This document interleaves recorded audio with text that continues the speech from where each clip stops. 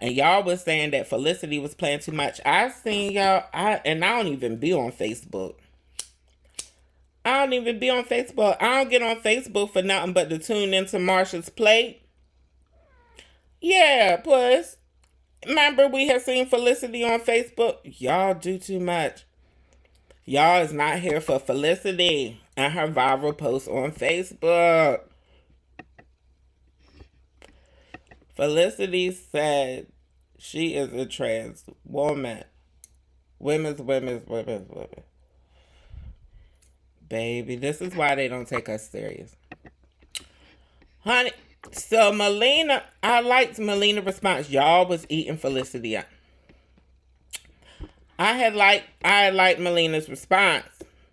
Now y'all know this ain't got nothing to do with desirability politics and all that, honey. If you still on that page with Miss Netta, then you go over there and you talk to Miss Netta about it. Or you watch one of our older videos involving that whole subject. Anyway, Melina's like, as a trans woman myself, you need to work on your transition in order for people to call you by your desired pronouns. The beard won't help, just friendly advice. And I was like, Melina, you're absolutely right. That is very realistic, honey. Felicity responds, they're going to have to get used to the beard. Felicity says she is not cutting the beard. They're going to have to learn to deal with it.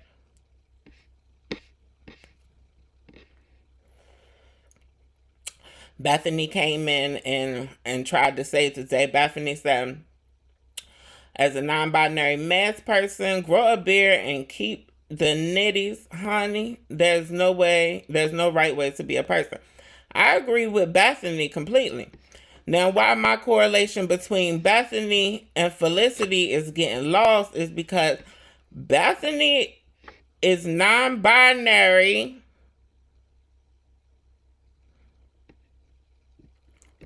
but Felicity is a trans woman. And this is when I feel like people be playing with my transness. This is when I feel like people be playing with my transness, and I ain't the only trans person who feel this way. In fact, the only people, all of the people, if not most of the people I know, felt like this was a problematic take. I agree with them. I feel like it's problematic, and I'm tired of playing games with you hoes. We didn't play with y'all far too long, honey. We understand the game. You're not smarter than us by thinking that you can walk around with a beard and identify as a woman. I have a beard, I'm sure, if I would allow it to grow. But see, the thing that makes me a trans woman is something called gender dysphoria. And I don't even feel comfortable growing that beard. That's why I fall under the category trans woman. This is not a label that I gave to myself. This is a label that has been given to me based on societal constructs. People see me as a woman, and I've transitioned to such.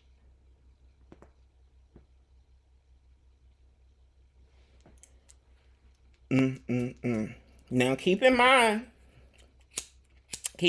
you can disagree and you can have all the feelings you want, but at the end of the day, one of us is published in gender and sexuality, and one of us has made history because of non-binary individuals and including non-binary individuals in our studies.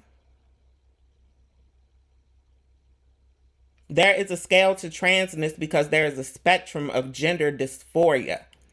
Ain't got nothing to do with passing, Felicity. But presentation is a factor in transition. How do you transition socially if you're not transitioning your presentation? You can transition in many ways. And to transition socially, no, you don't have to transition medically. But to be a trans woman or to be a trans man, to be a transsexual versus being transgender. Transgender is an umbrella term that includes all of us, including non-binary individuals. To be a transsexual means that you're a trans person who identifies on the binary. For us who identify on the binary, our gender dysphoria is so severe that we don't feel comfortable presenting any other way. Felicity, it don't seem like that's you. And don't get me wrong, I appreciate you for standing in the paint and for allowing this conversation to be had. But what I want you and all of your followers to understand, that there's a difference between transsexual, transgender, and it's okay. And it's okay, and it doesn't have anything to do with passing. It has everything to do with your perspective of yourself and how you want to be seen in society. Felicity.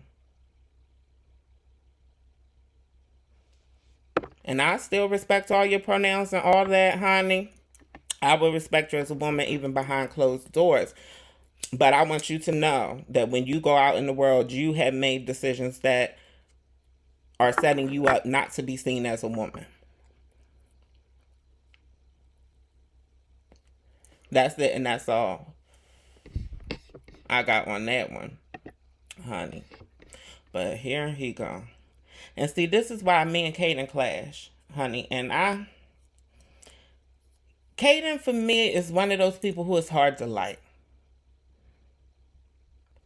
Because I feel like, he is the social activism version of a Sydney Starr. Like, he just say anything and do anything to be part of the conversation when it comes to transness.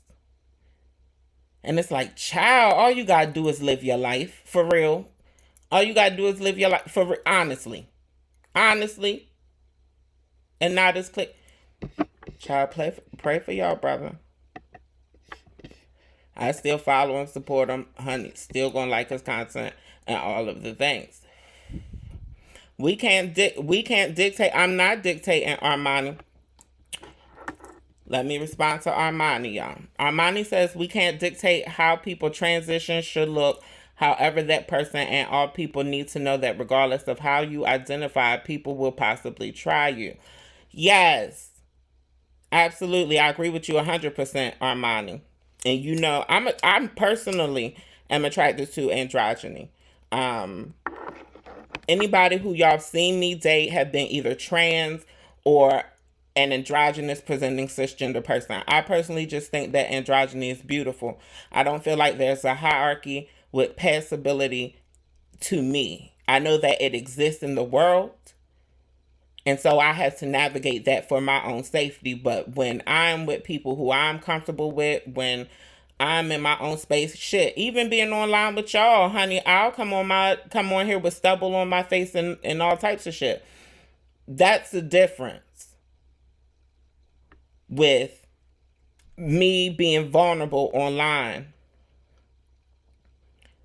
versus me trying to make a statement by growing a beard. If I grow a beard, I know that people ain't going to see me the same.